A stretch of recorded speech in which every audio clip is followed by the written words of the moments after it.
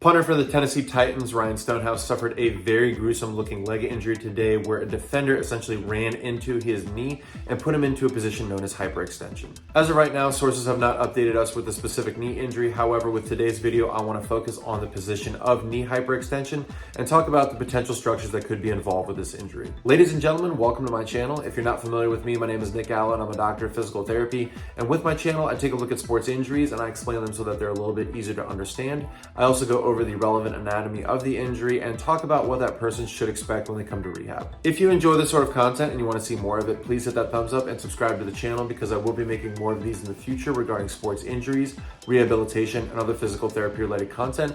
Also, if you have any comments or questions, please leave those in the comment section below. Now we can see here on the injury replay that as Stonehouse is going to try and punt the ball, the defender is going to come in and make contact with that left knee, putting it in hyperextension.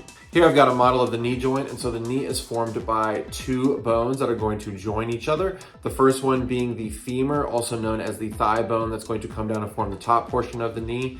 Then we have the tibia bone, which is going to form the bottom piece.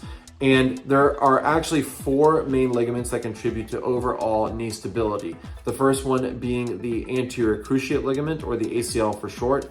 Then as we flip the model towards the medial or inside portion of the knee, we have the medial collateral ligament, or the MCL for short.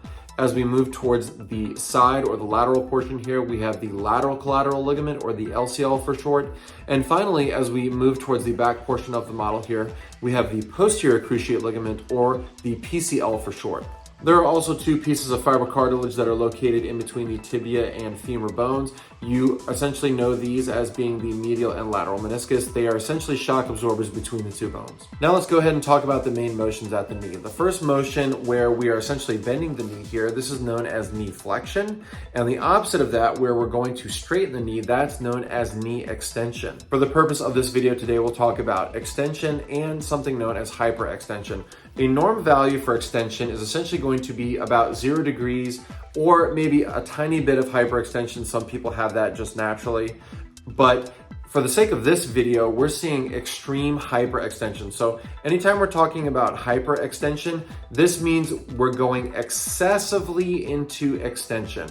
And you can kind of see that as I do that on this model here, as I'm putting the model into hyperextension, that essentially is stretching all of these ligaments, including the ACL. In cases of very severely hyperextended knees, this can absolutely lead to ACL tears as well as MCL tears, and it can implicate any of the other structures located in the knee. But it's important to say that a lot of times people do suffer hyperextended knees, and that does not lead to a full ligament rupture. Essentially what needs to happen here is they're going to need to obviously have x-rays to make sure that that direct impact is not causing any fractures or any sort of bone pathology.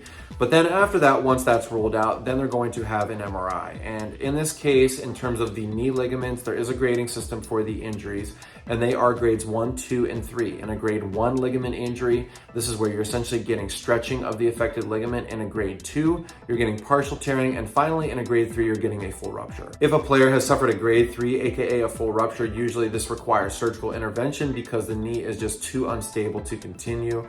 Now, as of right now, once again, we don't know whether or not there is a full rupture to his knee, but if I happen to hear any updates, I'll be sure to update everybody in the comment section. So in Ryan Stonehouse's case, we hope that he's dealing with more of a lower grade knee sprain, or whether he's dealing with a bone bruise or something like that, something that essentially is not going to end his season. And then on the flip side, the worst case scenario is going to be a rupture to one or several of those knee ligaments. And obviously the severity of the injury to the affected ligament, that's going to greatly impact the amount of time that he's going to miss. So once again, if I happen to hear anything, I'll be sure to update everybody in the comment section. Also, if you happen to hear anything, please feel free to update me as well. Thank you so much for tuning into my channel for this video. If you enjoy this sort of content, I'm going to link one of my other playlists where I've essentially talked about some other injuries so that you can watch those as well. Thank you once again for tuning in, and I'll see you next time.